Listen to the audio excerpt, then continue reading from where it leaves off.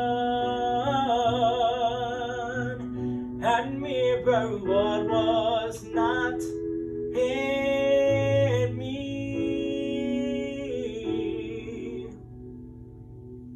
So I jumped in my dreams and found an escape. Maybe I went to extremes of leather and lace, but the world seemed brighter 6 inches off the ground, and the air seemed lighter. I was profound, and I felt so proud just to live out loud. I'm not my father's son. I'm not the image of what he dreamed of, with the strength of a Sparta and the patience of Job. Still couldn't be the one to echo what he'd done and mirror what was not in me.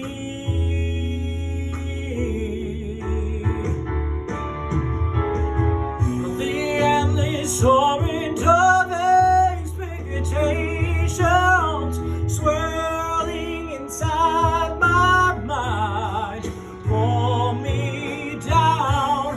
I came to realization that I found a way to turn it around, to see that I could just be me.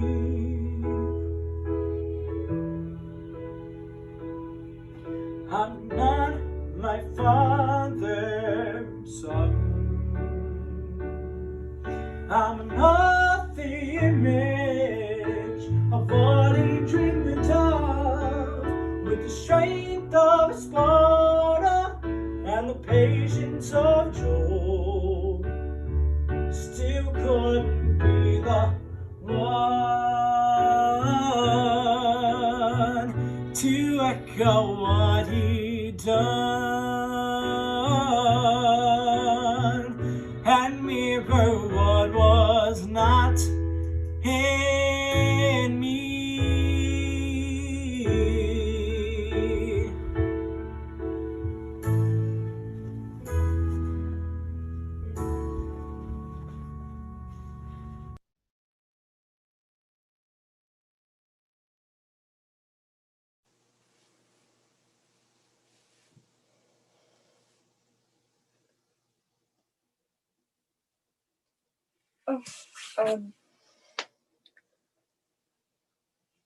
Hi.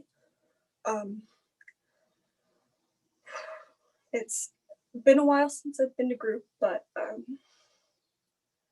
my name is Collins. I'm 18 and I'm here because of a suicide attempt.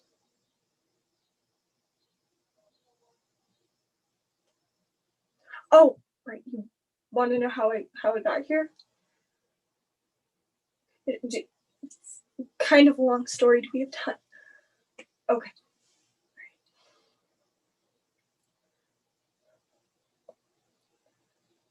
It all started with the rift between me and my family. Our thoughts were one and the same, thinking that I was just a mistake, an accident, a fool who thought themselves to be worthy of respect and human decency, but I am not even worthy of the mercy of God. And if I am kin of a different pantheon where even the greatest of heroes die crazed and alone, then my life seems a tragedy written in the stars. So I should have known when he came into my life. A terror disguised as a dream, someone strong and whole, sturdy and bright. I still remember the feeling of his hand in mine, warm and rough like the sands on the beach. He said I was his golden boy, all sun and sparks and sweat and heat. But being around him was like wading in a salty sea, my feet stinging with bright red cuts I got from constantly walking on eggshells. It all came crashing down when I told the truth. He was enraged, pulling me towards him, grabbing my hair, hands tight around my throat. I think he is going to kill me himself before I can. I stared into bloodshot eyes, and golden hair turned bronze with my blood. His deep tan shined with rage. But despite it all, he still sparkled. He said I was his golden boy, and yet he shined so bright. In spite of all of my tears, he was still so beautiful. And when I woke up alone on the shore, I ached, covered in black and blue and green and the royal colors of red and purple.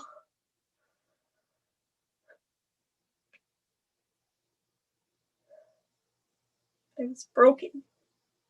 I was so broken.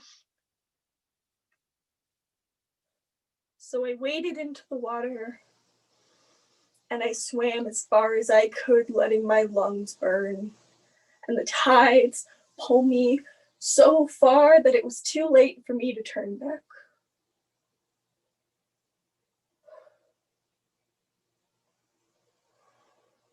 But even here, under all of this dark, I can still see the bright of the moon shine through the waves.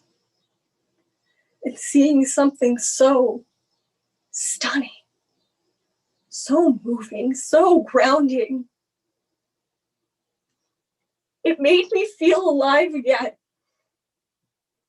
And I let out a breath and I start to follow it, and I'm so close to the top, and then my world goes black. And then I woke up here to a chorus of machines monitoring me, beeping in harmony in a room that was cold and sterile and bright and white, and there was so much light. It was so overwhelming because it was all a reminder that I had failed, that I was still alive, and in spite of it all, I was still happy. I was so happy. Tears of joy rolled down my cheeks, framing a melancholy smile, and I remembered the siren who had saved me. In my blurry haze, I said, I can't be their son. That's not who I am. And she said, well, then who are you? With a voice as sweet and warm as honey and tea. And I said, I don't know. But she held on to my hand and said, the rocks on the shore are never sharp, because the tides push and pull and smooth out all the rough and sharp and jagged edges until they become something new. And maybe time can be like the tides for you, and it will make you feel new, and it will make you feel whole again. So maybe this is a start to a life where I will live as neither man nor woman, but simply myself. For it is either that or to live no life at all.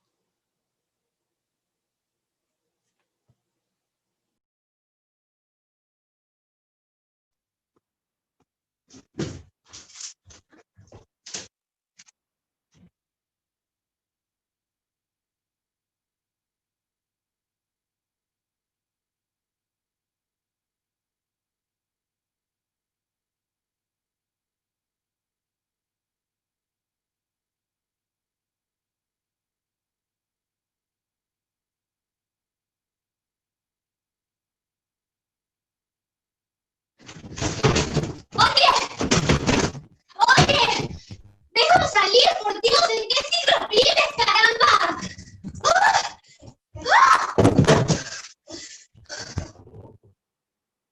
Soy tu hija, no tu mascota.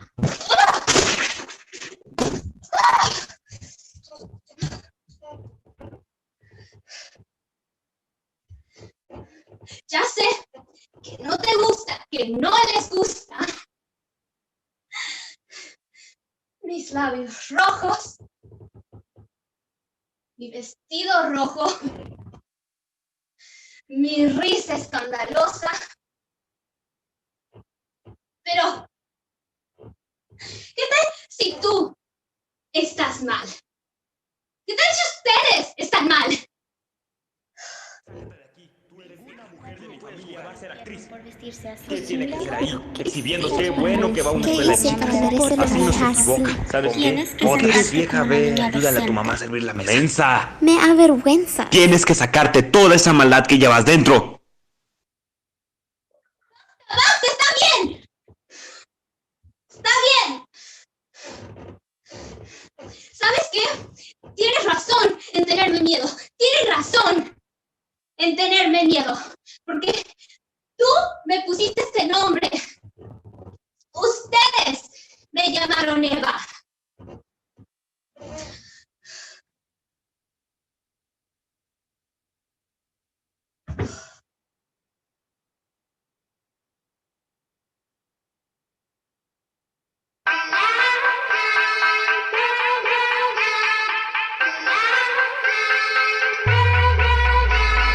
내 움직임은 특이해 평범치 않아 1, 2, 5, 2, 7 난 어둠 속에 댄서 온몸 뚝뚝 꺾어 침대 가까이 갈게 무시무시하게 내 심장을 훔쳐 지배해 하나의 조명 왜 그림자는 두드려 날 속에 다른 게 눈을 뜬 것 같아 I'm a little monster like a man 널 괴롭혀 내 꿈만 꾸게 해 난 춤추고 놀래 가위 눌린 너의 그 몸 위에 줄을 걸면 I'm a little monster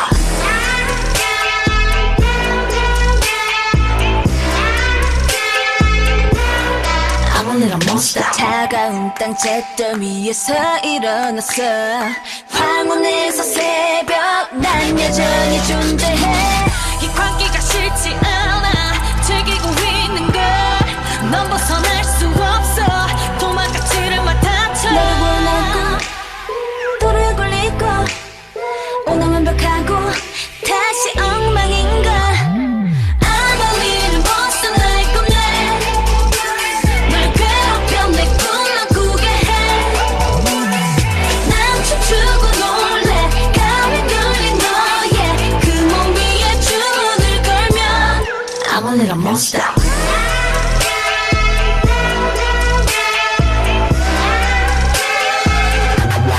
I'm a little monster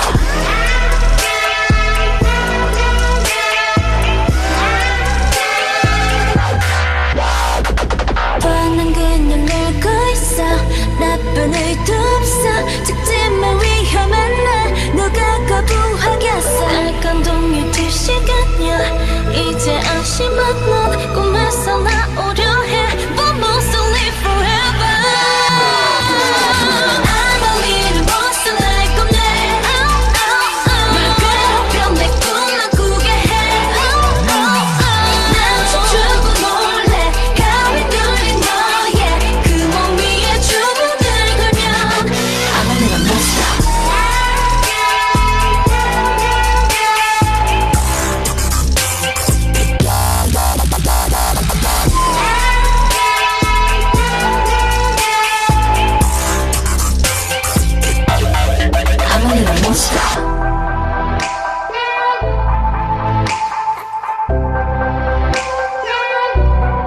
I'm a little monster.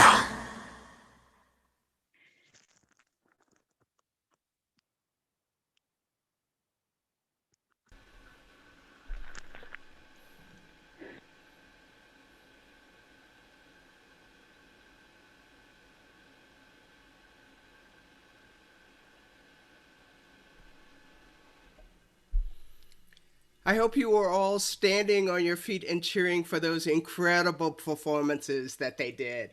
Let's hear it for them again. Just incredible, just terrific. I want to bring all of our students out so you can meet them. All the participants, all the performers, please turn on your cameras so we can give you the accolades that you deserve.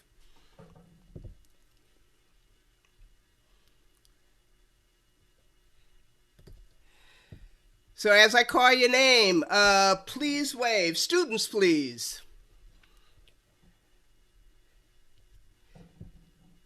So please wave when I call your name. Ashley Hornback, Atlas Storak, Sienna Metz, Donna Ponce, Ethan Alonzo, Jimmy Rogers III, Liliana Rodriguez, Nadalise Miranda, Vanessa Rivera, and of course, one student who couldn't be with us but gave a spectacular performance is Justin Catton. We are thrilled with those performances. Thank you so much.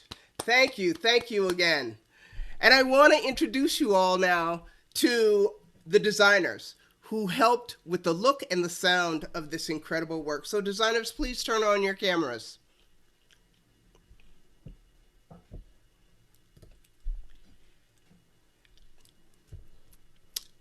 I want to introduce you to these incredible people who helped the students create the work that they did. And just in time for curtain call, of course, Justin Catton, give us a wave. Your performance was terrific. Absolutely great.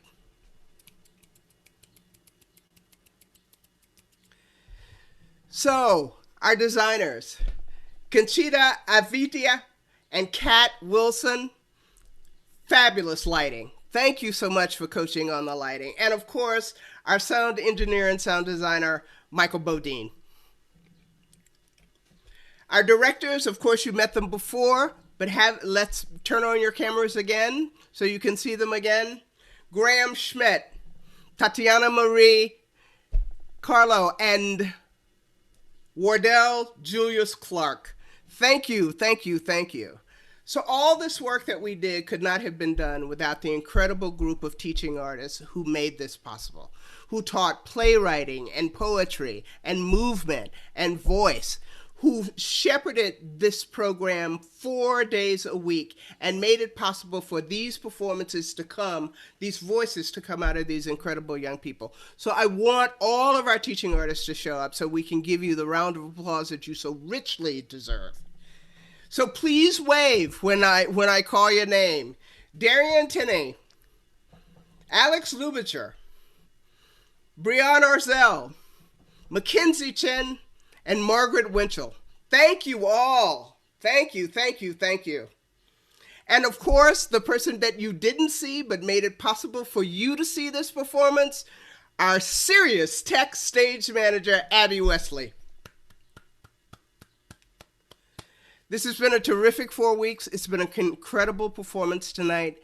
Thank all of you for joining us. Abby will put up the slide again. Thanks again to our sponsors, to all of the staff and the artists of the Goodman Theater that make these programs possible. Thank you. And again, thank you to these incredible performers. Thank you and good night.